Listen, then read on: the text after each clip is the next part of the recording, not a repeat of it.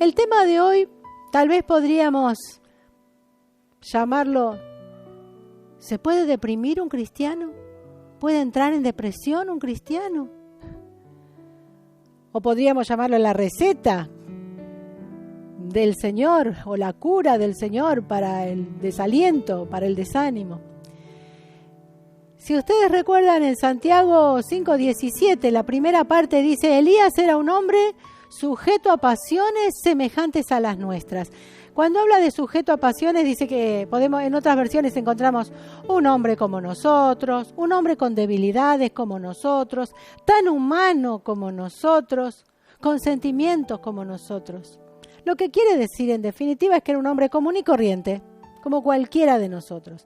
Lo que Santiago dice después es que él oró ferviente, persistentemente y primero no llovió y después de un tiempo, cuando volvió a orar, llovió, ¿no? Pero quiero quedarme en esta primera parte del texto porque en realidad me quiero ir a la historia de Elías. Si nos remontamos un poquito, Elías fue profeta en la época de Acab, un rey tremendamente pecador, tremendamente injusto y malo, porque se había casado con una mujer que no era del pueblo de Dios, una mujer pagana que era muy cruel, que hacía lo que ella quería y lograba como fuera lo que quería, Jezabel, y había instaurado, entre otras cosas tremendas, el culto a Baal y a la diosa Asera en Israel. Y Dios levanta a Elías, que fue un profeta poderoso, hizo cosas tremendas. Bien, en un momento dado, Elías recibe la comisión de Dios. Bueno, él era el profeta, la tenía esa comisión de Dios, pero llama al pueblo a decir, miren, no pueden estar que adoran a Dios, que adoran a Baal, que no se deciden. Tienen que decidirse por uno de los dos. Propone que se junten todos los profetas de Baal, hacer un sacrificio cada cual a su Dios, o sea, a Baal los profetas de Baal, Elías iba a hacer un sacrificio a Dios, y el Dios que respondiera con fuego del cielo, ese iba a ser el verdadero Dios.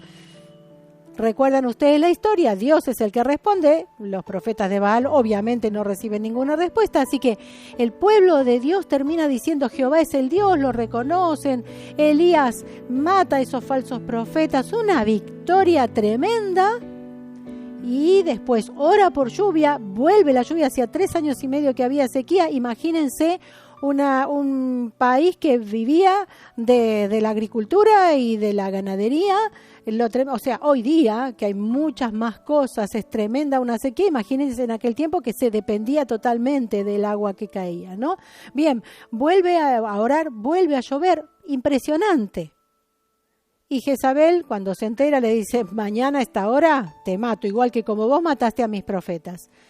En ese momento, Elías se asustó y se fue. Dice que se fue, estaba, no sé, podemos decir que se sintió desanimado, que se asustó, que se sintió deprimido, desalentado, abatido, afligido, como quieran llamarle. La cosa es que Elías se fue. Y acá quiero que leamos algunos versículos de Primera de Reyes 19, que es cuando en lo que me quiero centrar.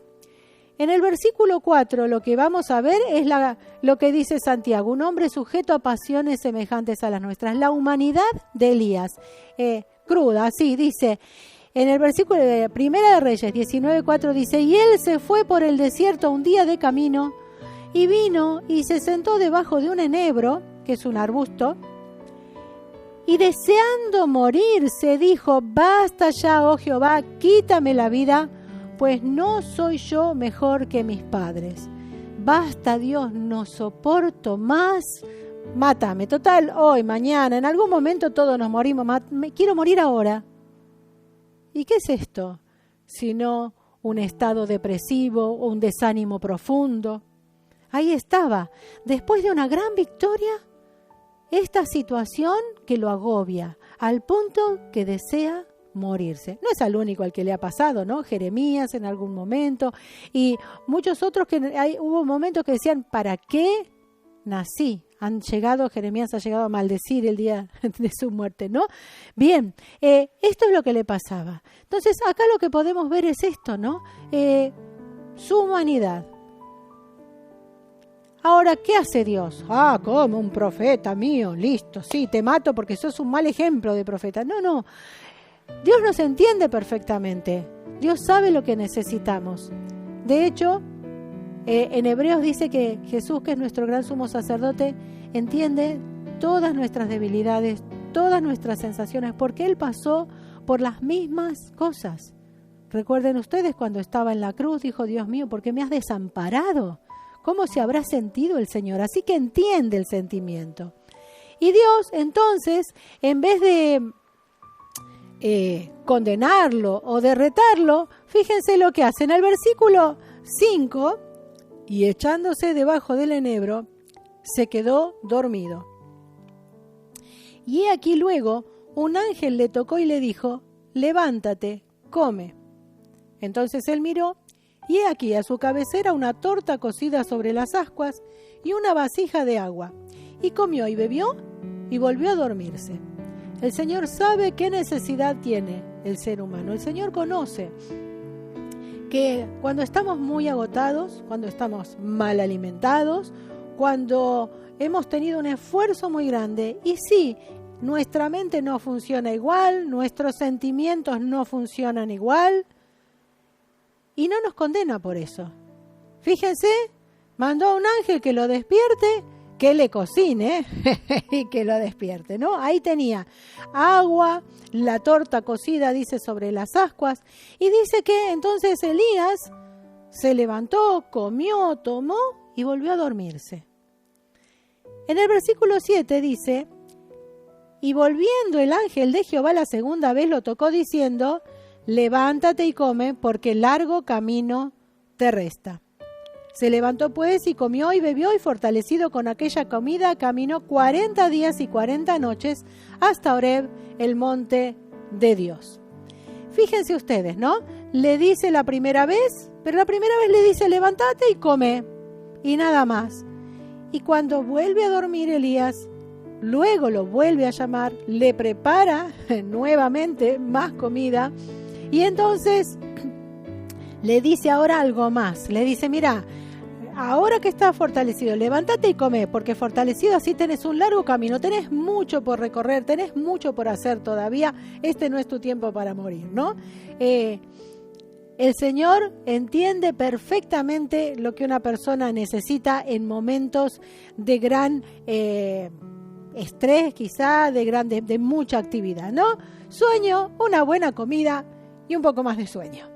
Así dice entonces en el versículo 8 que fortalecido por aquella comida, entonces ahora sí, fortalecido por esta comida y fortalecido también por el poder de Dios, porque si solo comemos, no vamos a alcanzar. Las fuerzas físicas nos la va a dar el alimento físico, pero necesitamos también fuerzas espirituales, que esa nos la va a dar el Señor, ¿no es cierto? En la comunión con Él, ¿no? Y dice entonces que estuvo caminando 40 días. ¡Wow!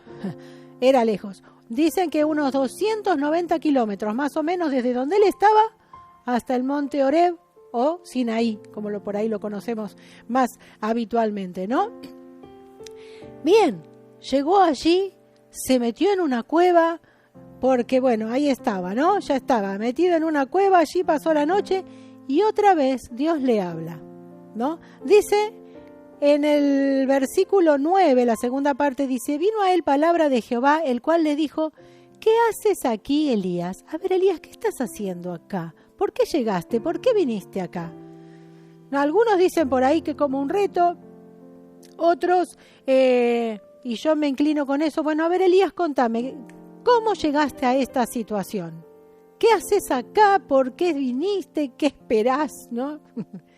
Dice el 10, él respondió: he sentido un vivo celo por Jehová, Dios de los ejércitos, porque los hijos de Israel han dejado tu pacto, han derribado tus altares y han matado a espada a tus profetas, y solo yo he quedado y me buscan para quitarme la vida. Yo veo acá a Elías totalmente sincero ante Dios, porque podría haberle dicho: ay, Señor, yo como conozco que acá en el monte Horeb te revelaste a Moisés, nuestro gran profeta, entonces yo vine acá para consagrarme, para buscarte. Podía haber sido hipócrita, si queremos llamarlo así. Podía haber sido un cuentero. Pero Elías le habla con su corazón descubierto. Así, Señor, así me siento. En primer lugar, yo te sirvo de todo corazón, con todas mis fuerzas. Te serví de esa manera, entonces no me gustó lo que estaba haciendo tu pueblo, porque está alejándose cada vez más de vos, Señor. Así que hice lo que hice. Y sentí, no, a eso se refiere ese vivo celo, Señor, por todo lo que hice. Porque te dejaron, no están tus altares cuidados, es más, los han destruido. Pero resulta, Señor, que mataron a un montón, a todos los profetas. Estoy yo solito, Señor, me siento solo. Soy el único que queda para hablar de tu nombre. ¿No? Y acá no lo dice, pero sí, Jezabel lo había asustado, ¿no? Pero está diciendo, a ver, me buscan para quitarme la vida. O sea, no dice quién es, quiero decir, pero sí dice, Señor, me quieren matar. Y esto es algo maravilloso. No encubrir nuestros sentimientos ante el Señor. A veces nos podemos sentir desalentados, abatidos, desanimados, como basta, ya está, ya no quiero más. ¿Cuántas veces uno ha escuchado, ay, si el Señor viniera ahora?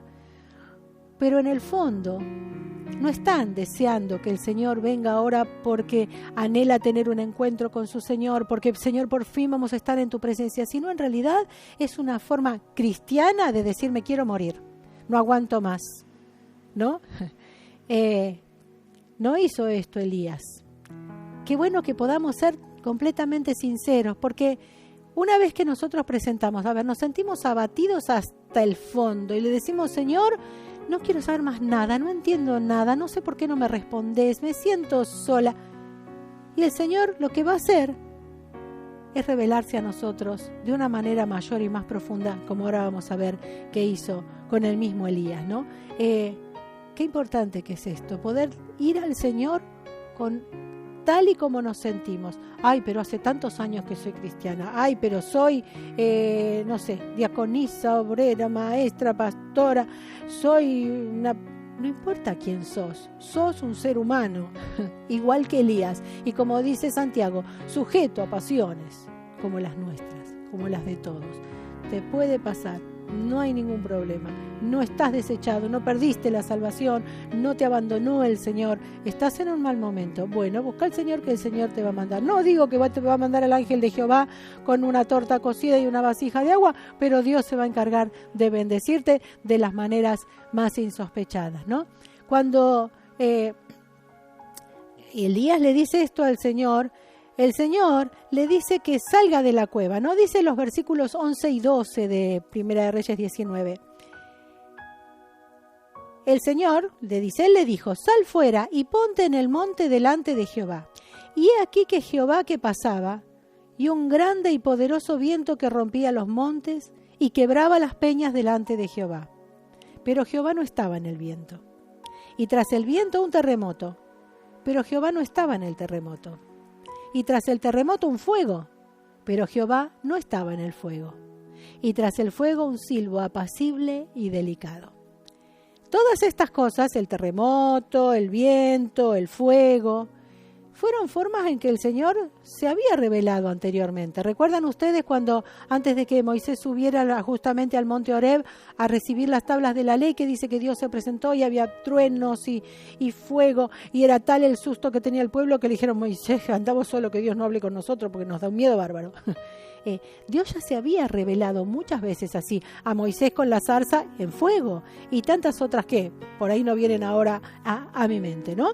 Pero el Señor se había revelado muchas veces de esta manera. Sin embargo, ahora desecha estos medios por los que se había revelado y se revela, dice, en un silbo apacible y delicado.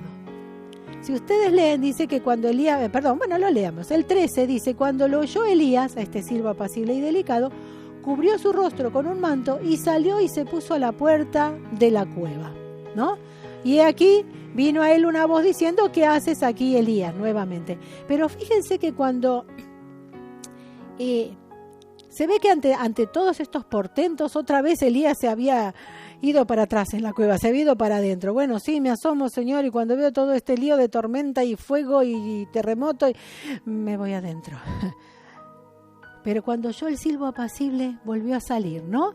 Y allí el Señor le vuelve a hablar. Este silbo apacible y delicado, el Señor quiere mostrar en este caso a su profeta, pero nos quiere mostrar a todos. Este pasaje es uno de mis pasajes predilectos de toda la vida, ¿no? Que el Señor se mueve en medio de la paciencia, de la compasión, de la delicadeza, ¿no es cierto? Que el Señor no siempre se mueve en esas cosas tan portentosas, no solo, además, no solo siempre, sino no solamente se mueve en esas cosas poderosas y tan notorias para todo el mundo que se enteran hasta el último y el más lejano, ¿no? Muchas veces se mueve de una manera quieta, de una manera suave, de una manera delicada, ¿no? Así, un silbo suave y apacible, algo que nos apacienta, nos atrae, nos deja así todos tiernitos, ¿no? Y el Señor se mueve de esta manera. También hay que saber esperarlo, porque esto es más, no vino enseguida. Dios le dijo, te voy a hablar, y vinieron un montón de cosas, y yo no me imagino, no dice la Biblia cuánto tiempo tardó, pero no me imagino que el terremoto hizo y un rayo, ¿no? Que era un viento que hizo, y después un fueguito que hizo, y ya, ¿no? Sino que me imagino que cada cosa llevó un tiempo, no sé cuánto, pero el viento habrá estado soplando por un momento, un terremoto, ¿no? Dicen que aunque a veces dura menos de un minuto, pero parecen eternidades. El fuego, todo eso duró un tiempo. Y me imagino además que Elías después del viento habrá dicho, ahora escucho la voz de Dios. Y después del terremoto después de cada cosa diría, ahora, ¿cuándo viene? Y parecía que en vez de mejorar, empeoraba, porque un viento, un terremoto y el fuego me suenan a cosas cada vez más grandes y catastróficas y tremendas. Y allí estaría Elías, y si yo hubiera sido, creo que si me tomaban la presión en ese momento, no sé a dónde me hubiera llegado, ¿no? Pero allí estaba. Y a pesar de que evidentemente tuvo sus temores, puesto que en algún momento volvió a entrar a la cueva, cuando el Señor se reveló con este silbo apacible y delicado, y él allí pudo darse cuenta que era el Señor que le hablaba y se asomó a escuchar, ¿no es cierto? Y allí el Señor le vuelve a decir lo mismo. Bueno, a ver, Elías, ¿qué estás haciendo acá? Y Elías vuelve a contestar. No había, fíjense que desde que le había preguntado la primera vez hasta ahora, Elías no había recibido una respuesta mejor. No había tenido algo mejor que decir, ¿no es cierto? Y vuelve a decirle exactamente lo mismo. En el versículo 14 dice lo mismo. He sentido un vivo celo por Jehová Dios de los ejércitos, porque los hijos de Israel han dejado tu pacto, han derribado tus altares, han matado a espada a tus profetas, y solo yo he quedado, y me buscan para quitarme la vida. Señor, estoy en las mismas circunstancias, la verdad, estoy fortalecido por tu comida, por tu revelación, pero mis circunstancias de vida son las mismas. No veo ningún cambio. Y entonces el Señor le dice, ¿no? Mira, te vas a ir por un camino, le indica el camino que desciende por el desierto de Damasco, vas a ungir 2 reyes que se van a ocupar a su debido tiempo de Jezabel y de toda su casa y de poner orden en todo esto, ¿no? Vas a ungir a Eliseo, que va a ser profeta en tu lugar. Y voy a hacer, dice, que queden en Israel 7,000 que no han doblado sus rodillas ante Baal, o sea que en realidad lo que quiere decir es que sean fieles a mí, dice el Señor. Ahí vos no los has visto, no los conocés, no sabes de ellos, pero quédate tranquilo, Elías, no estás solo. Y bueno, Elías fue y así lo hizo, ¿no? Luego va y llama a Eliseo, y Eliseo se convierte en su compañero por mucho tiempo hasta que ocupa el lugar de profeta. Porque no es que Elías fue, ungió a Eliseo, llamó a Eliseo y ahí terminó su ministerio. No, tuvieron un ministerio largo juntos. Y para cerrar quiero hacer como un resumen como decía al principio, que tal vez podríamos llamar la cura para el desaliento, la cura divina, lo que el Señor propone. Por supuesto que es estar en comunión con el Señor y es estar en obediencia con el Señor, pero a veces en medio de la obediencia al Señor y de hacer lo que el Señor nos dice, ocurren todas estas cosas. Estoy en victoria y alguien dice, te voy a sacar, mira, hasta antes de mañana a esta hora vas a estar muerto igual que mis profetas, como dijo Jezabel. Y a ver, vamos a decir que Jezabel cumplía lo que hacía y era mucho más cruel incluso de lo que decía, ¿no?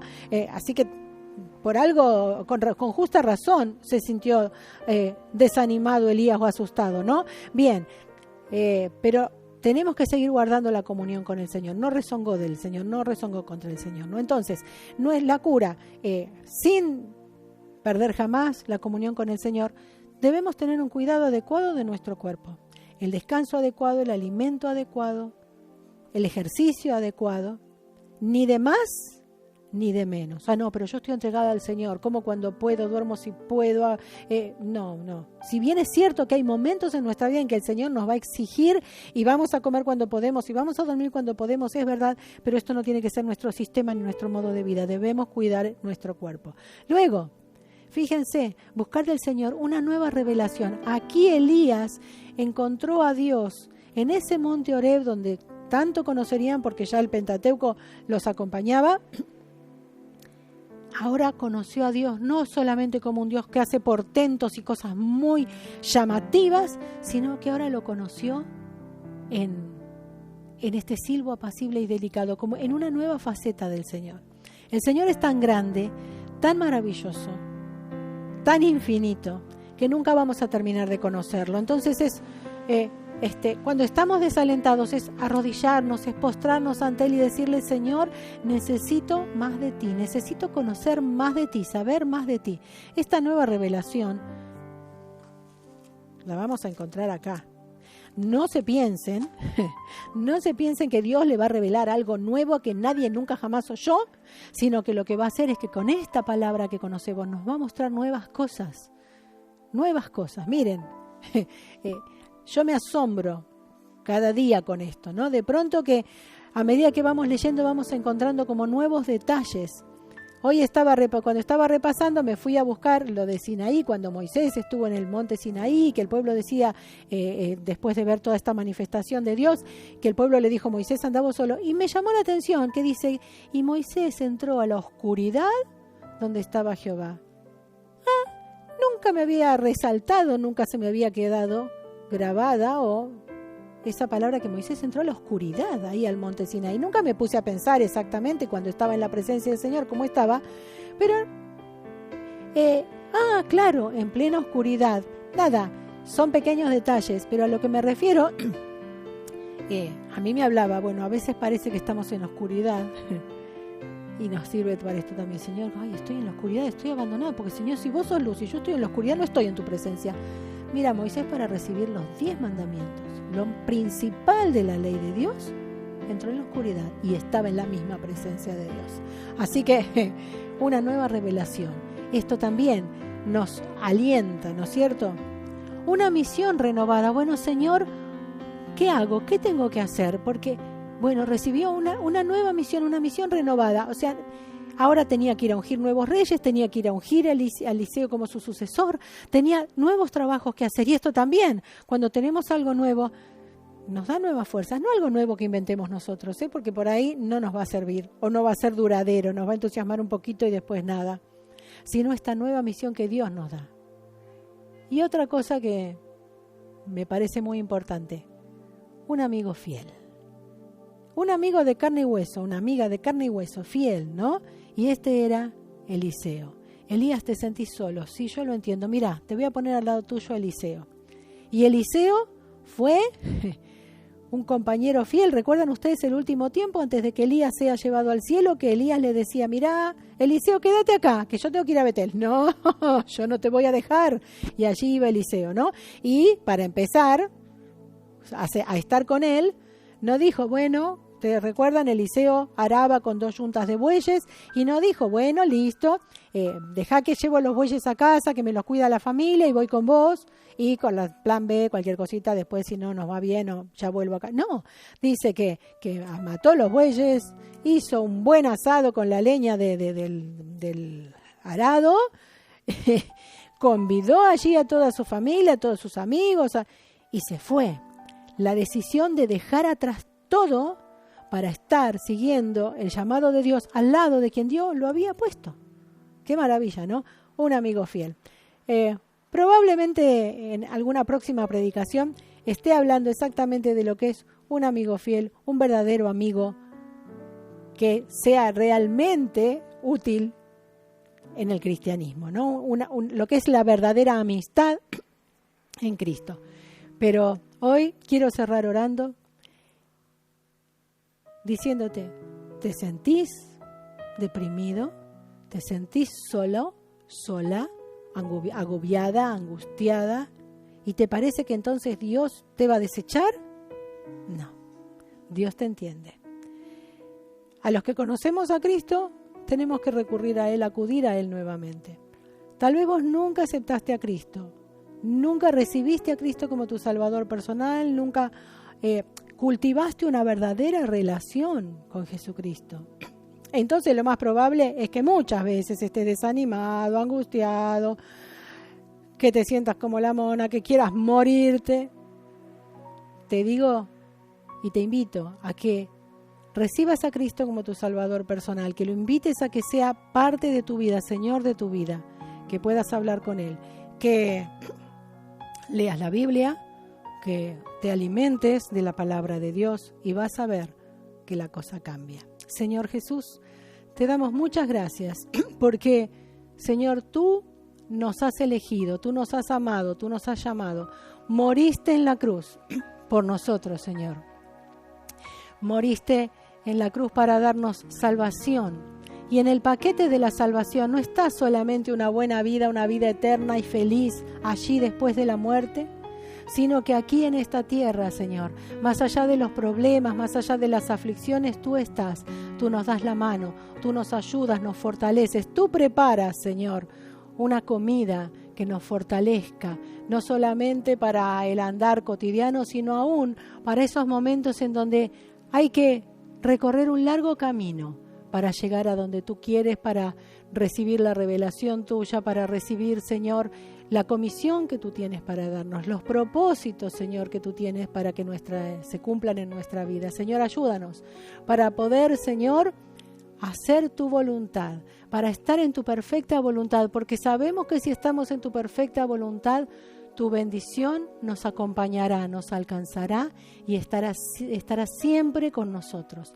Así que, Señor, te damos gracias por todas las cosas que vivimos, porque cada cosa que vivimos nos ayuda a crecer, a conocerte más. Señor, queremos más de ti cada día, cada momento. Y te damos gracias por tu paz, por tu gozo, por tu fortaleza, Dios. Bendice, Señor, a cada uno de mis hermanos, a cada uno de tus hijos, Señor, y a aquellos que no te conocen, revélate también para que puedan seguirte y conocerte. Amén. Gracias, Jesús. Gracias, Dios. Gracias, Señor. Gracias.